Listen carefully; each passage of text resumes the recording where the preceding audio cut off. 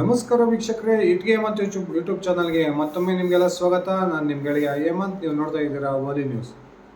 ರಾಜ್ಯದ 28 ಲೋಕಸಭಾ ಕ್ಷೇತ್ರಗಳನ್ನು ಗೆಲ್ಲಬೇಕು ಅಂತಕ್ಕಂಥ ಗುರಿಯನ್ನಿಟ್ಕೊಂಡು ರಾಜ್ಯದ JDSನೊಂದಿಗೆ ಮೈತ್ರಿಯನ್ನು ಮಾಡಿಕೊಂಡಿರ್ತಕ್ಕಂಥ ರಾಜ್ಯ BJPಗೆ ಇದೀಗ 28 ಲೋಕಸಭಾ ಕ್ಷೇತ್ರಗಳ ಗೆಲುವಿನ ಗುರಿ ಬಹುದೊಡ್ಡ ಒಂದು ಸವಾಲಾಗಿ ಪರಿಣಮಿಸಿದೆ ಅಂದರೆ ತಪ್ಪಾಗೋದಿಲ್ಲ.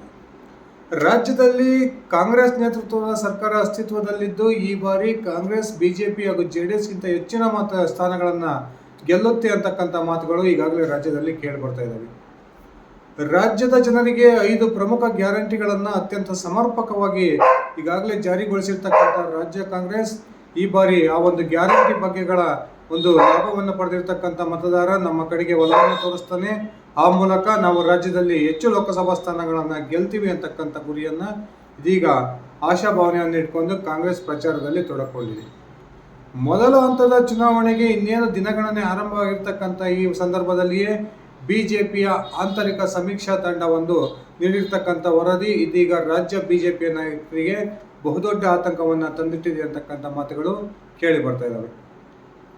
ಈಗಾಗಲೇ ಸುಮಾರು ರಾಷ್ಟ್ರೀಯ ಮಟ್ಟದ ಸರ್ವೆ ಸಂಸ್ಥೆಗಳು ಕೂಡ BJP ಕಳೆದ ಬಾರಿಗಿಂತ ಸುಮಾರು 7-8 ಸ್ಥಾನಗಳನ್ನು ಕರ್ನಾಟಕದಲ್ಲಿ ಕಳೆದುಕೊಳ್ತವೆ ಅಂತಕ್ಕಂಥ ವರದಿಯನ್ನು ಇತ್ತೀಚಿನ ದಿನಗಳಲ್ಲಿ ನೀಡ್ತಾ ಬಂದಿದ್ದಾವೆ. ಮೊದಲು ರಾಜ್ಯದಲ್ಲಿ BJP 22-23ರಷ್ಟು ಲೋಕಸಭಾ ಸ್ಥಾನಗಳನ್ನು ಗೆಲ್ಲಬಹುದು.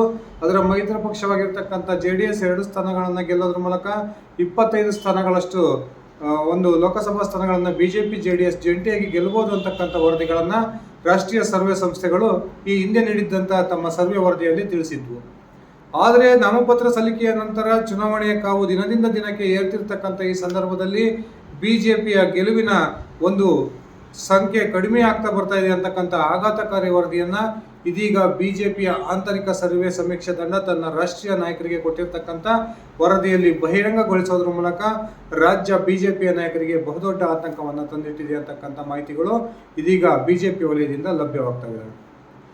ಬನ್ನಿ ಸ್ನೇಹಿತರೆ, ಹಾಗಾದರೆ BJPಯ ಆಂತರಿಕ ಸರ್ವೆ ಸಮೀಕ್ಷಾ ತಂಡದ ಪ್ರಕಾರ ರಾಜ್ಯದಲ್ಲಿ BJP ಹಾಗೂ JDS ಗೆಲ್ಲಬಹುದಾದಂಥ ಸ್ಥಾನಗಳೆಷ್ಟು, ಕಾಂಗ್ರೆಸ್ ಎಷ್ಟು ಸ್ಥಾನಗಳಲ್ಲಿ ಜಯಗಳನ್ನು ಗಳಿಸುತ್ತೆ, BJPಯ ಈ ಒಂದು ಹಿನ್ನಡೆಗೆ ಪ್ರಮುಖವಾಗಿ ಕಾರಣವಾಗಿರ್ತಕ್ಕಂಥ ಅಂಶಗಳಾವುವು, BJP ಯಾವೆಲ್ಲ ಲೋಕಸಭಾ ಕ್ಷೇತ್ರಗಳಲ್ಲಿ ಈ ಬಾರಿ ಸೋಲಿನ ಆತಂಕವನ್ನು ಎದುರಿಸ್ತಾ ಇದೆ ತಿಳ್ಕೊಂಡು ಬರೋಣ. ಅದಕ್ಕಿಂತ ಮುಂಚೆ ನೀವೇನು ನನ್ನ ಇಟ್ಗೆ ಮತ್ತು ಯೂಟ್ಯೂಬ್ ಚಾನಲ್ಗೆ ಸಬ್ಸ್ಕ್ರೈಬ್ ಮಾಡ್ಕೊಂಡಿಲ್ಲ ಅಂದರೆ ದಯವಿಟ್ಟು ಸಬ್ಸ್ಕ್ರೈಬ್ ಮಾಡಿಕೊಂಡು ಬೆಲ್ ಬಟನನ್ನು ಕ್ಲಿಕ್ ಮಾಡಿ.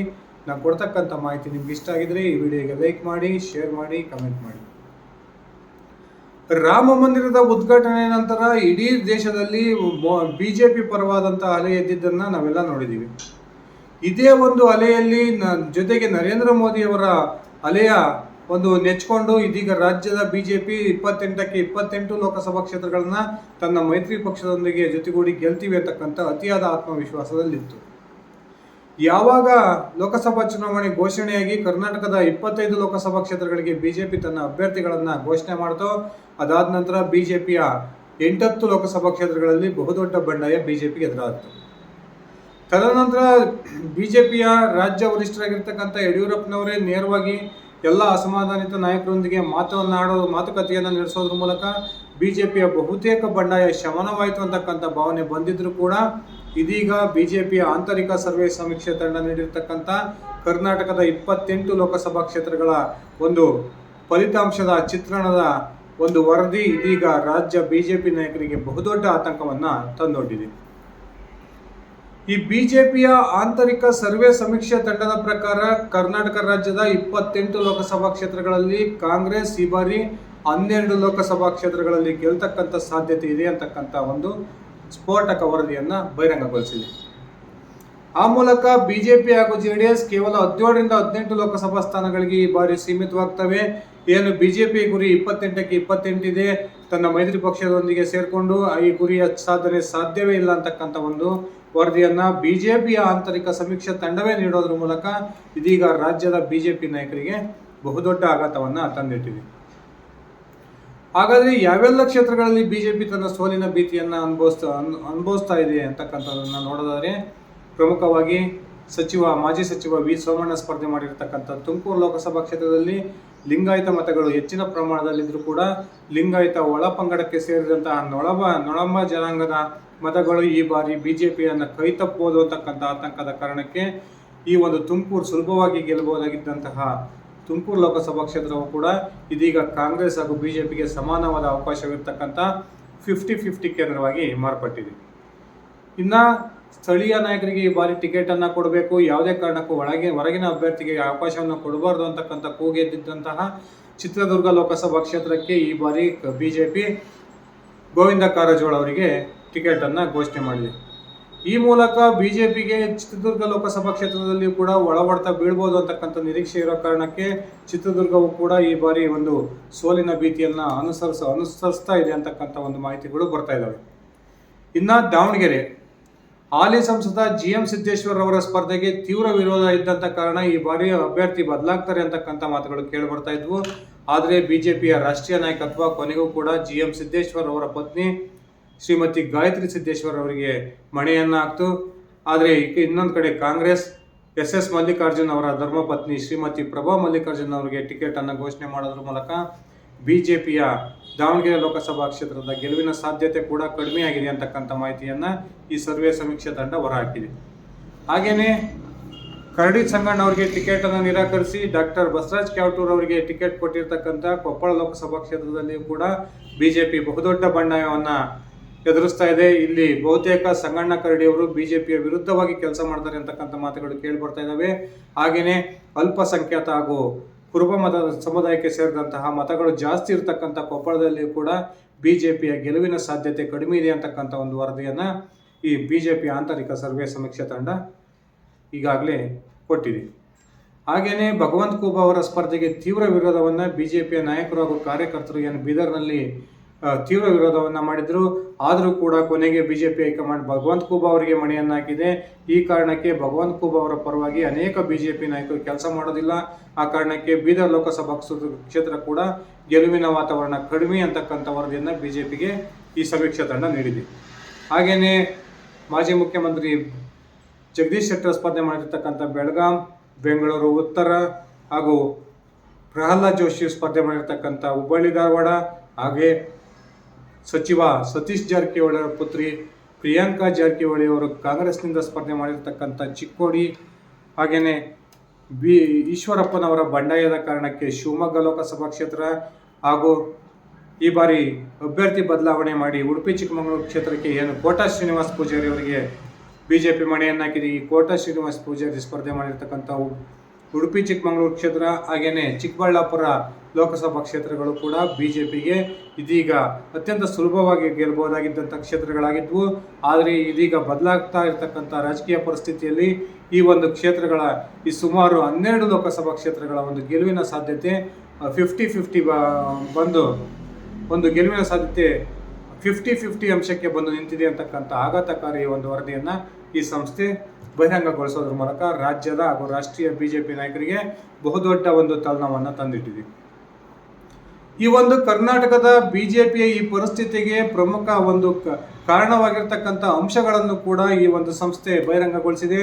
ಅದರಲ್ಲಿ ಪ್ರಮುಖವಾಗಿ ಟಿಕೆಟ್ ಹಂಚಿಕೆಯಲ್ಲಾಗಿರ್ತಕ್ಕಂಥ ಗೊಂದಲ, ಕೆಲವಾರು ಕ್ಷೇತ್ರಗಳಲ್ಲಿ ಹಾಲಿ ಸಂಸದರನ್ನು ಬದಲಾವಣೆ ಮಾಡಿ ಹೊಸಮುಖಗಳಿಗೆ ಮನೆಯನ್ನು ಹಾಕಲಿ ಅಂತಕ್ಕಂಥ ಆಗ್ರಹ ಇದ್ದಾಗಲೂ ಕೂಡ ಬಿಜೆಪಿ ಹೈಕಮಾಂಡ್ ಅಲ್ಲಿ ಹಾಲಿ ಸಂಸದರಿಗೆ ಮಣೆಯನ್ನು ಹಾಕಿರ್ತಕ್ಕಂಥದ್ದು. ಇನ್ನು ಕೆಲವು ಕ್ಷೇತ್ರಗಳಲ್ಲಿ ಹಾಲಿ ಸಂಸದರಿಗೆ ಮುಂದುವರಿಲಿ, ಅವರಿಗೆ ಬಿಜೆಪಿ ಟಿಕೆಟನ್ನು ಕೊಡಬೇಕು ಅಂತಕ್ಕಂಥ ಆಗ್ರಹ ಇದ್ದಂಥ ಕೆಲವು ಕ್ಷೇತ್ರಗಳಿಗೆ ಹಾಲಿ ಸಂಸದರಿಗೆ ಟಿಕೆಟನ್ನು ನಿರಾಕರಣೆ ಮಾಡಿರ್ತಕ್ಕಂಥದ್ದು. ಹಾಗೆ ಬಿಜೆಪಿಯ ಸಾಂಪ್ರದಾಯಿಕ ಮತದಾರರಾಗಿರ್ತಕ್ಕಂಥ ಲಿಂಗಾಯತ ಸಮುದಾಯದಲ್ಲಿರ್ತಕ್ಕಂಥ ಒಳ ಪಂಗಡಗಳ ಒಳ ಜಗಳ. ಒಂದು ಪಂಚಮಸಾಲಿ ಸಮುದಾಯದ ಅಭ್ಯರ್ಥಿಯನ್ನು ಬಿಜೆಪಿ ಕೊಟ್ಟಿದ್ರೆ ಉಳಿದಿದ್ದಂಥ ಗಾಣಿಗ ಸಮುದಾಯದ ಮತಗಳು ಹಾಗೆ ಬಣಜಿಗ ಸಮುದಾಯ ಮತಗಳು ಕಾಂಗ್ರೆಸ್ಗೆ ಹೋಗ್ತವೆ ಅಂತಕ್ಕಂಥ ಭಯ.